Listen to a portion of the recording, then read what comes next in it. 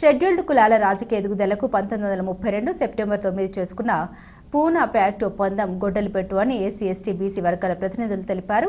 కడప నగరంలోని ప్రెస్ క్లబ్లో బుధవారం నాడు అంబేద్కర్ను బ్లాక్మెయిల్ చేసి కమ్యూనల్ అవార్డును వెనక్కు లాక్కున్న గాంధీ కుట్రపై రాయలసీమ ఎస్సీ ఎస్టీ హక్కుల సంక్షేమ వేదిక ఆధ్వర్యంలో రౌండ్ టేబుల్ సమావేశం నిర్వహించారు.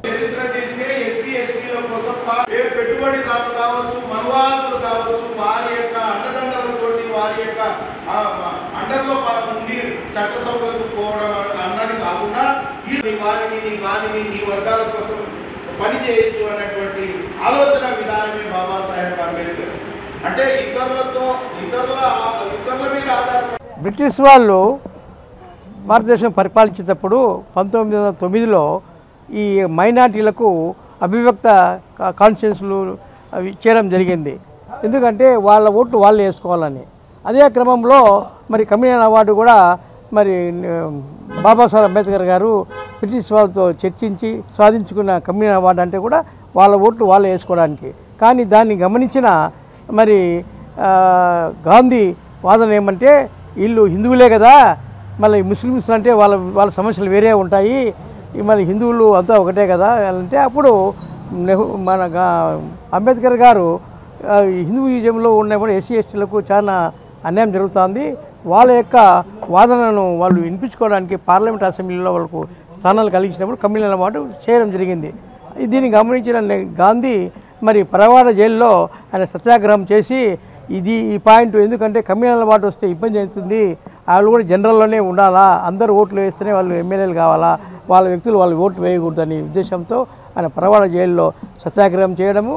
తద్వారా మరి ప్రజల్లో కూడా భారతదేశంలో అప్పుడంతా స్వాతంత్ర సమరంలో జరిగేటప్పుడు గాంధీని అందరూ నాయకుడిగా భావించిన సందర్భంలో మరి అవగాహన లోపంతో వలన ఒత్తిడి తీసుకొచ్చి అంబేద్కర్ గారిని మరి ఈ కమ్యూనల్ అవార్డు లేకుండా మామూలు జనరల్ ఎస్సీ ఎస్టీ నియోజకవర్గాలకు ఒప్పించడం జరిగింది. అది జరిగింది కాబట్టి ఇప్పుడు అది ఇంత 70 సంవత్సరాలుగా మనకు స్వాతంత్రం వచ్చినప్పటికీ కూడా ఎస్సీ ఎస్టీ నియోజకవర్గం ఉన్నప్పటికీ కూడా వాళ్ళ ఓట్లు వాళ్ళు వేయకుండా అందరి ఓట్లపైన డిపెండ్ అయ్యి ఉన్నారు. కాబట్టి ఈ యొక్క రాజకీయ పార్టీలు వాళ్ళని పావులుగా వాడుకొని రిజర్వేషన్లో ఎమ్మెల్యే అవుతున్నారు కానీ ఎంపీలు అవుతున్నారు కానీ ఇంతవరకు కూడా వాళ్ళ అసెంబ్లీలో పార్లమెంటులో వాళ్ళ గురించి చర్చ జరగడం లేదు. మీరు కూడా గమనిస్తే మన జిల్లాలో ఉండే 1-2 ఎస్సీ నియోజకవర్గాలు కూడా ఎస్సీ ఎమ్మెల్యే ఉన్నప్పటికీ కూడా సమస్యలు తీర్చలేని పరిస్థితులు ఉన్నారు. వాళ్ళకు మళ్ళీ డిఫాక్టో ఎమ్మెల్యే ఉండడం కూడా జరుగుతుంది. కాబట్టి ఇది చాలా అన్యాయం జరిగిన రోజు. కాబట్టి ఈ యొక్క సమాజానికి ఎస్టీ ఎస్టీ వాళ్ళ సమాజానికి మనకు ఆ రోజు గాంధీ ద్వారా మనకు అన్యాయం జరిగిందని తెలియజెప్పడమే ఈ యొక్క రౌండ్ టేబుల్ సమావేశము. తర్వాత మేము కూడా ఒక బీసీ నాయకుడిగా నేను దీన్ని కూడా ఎందుకు మద్దతు ఇస్తున్నానంటే మరి తర్వాత సైమన్ కమిషన్ వచ్చింది. సైమన్ కమిషన్లో కూడా బీసీ వర్గాలకు సంబంధించిన రాజకీయ లబ్ధి కోసం కానీ ఇంకా వచ్చినప్పటికీ కూడా ఎవరైతే ఈ స్వాతంత్రానికి లీడర్గా ఉండేవాళ్ళు ఈ యొక్క అగ్రవర్ణాలు కూడా ఆ రోజు సైమన్ కమిషన్ గో బ్యాక్ అని చెప్పడం జరిగింది. ఆ గో బ్యాక్ అని చెప్పిన వాడే మళ్ళీ ఈయన టంగుటూరి ప్రకాశం మంత్రులు ఆయన కేసరి అని సింహం అని మనమంతా ఉండి మొదటి ఆంధ్రప్రదేశ్ సీఎం కూడా అయినాడు. కాబట్టి వీళ్ళందరూ కూడా మన ఎస్సీ ఎస్టీ బీసీ మైనార్టీలందరూ కూడా మోసం చేసినారు.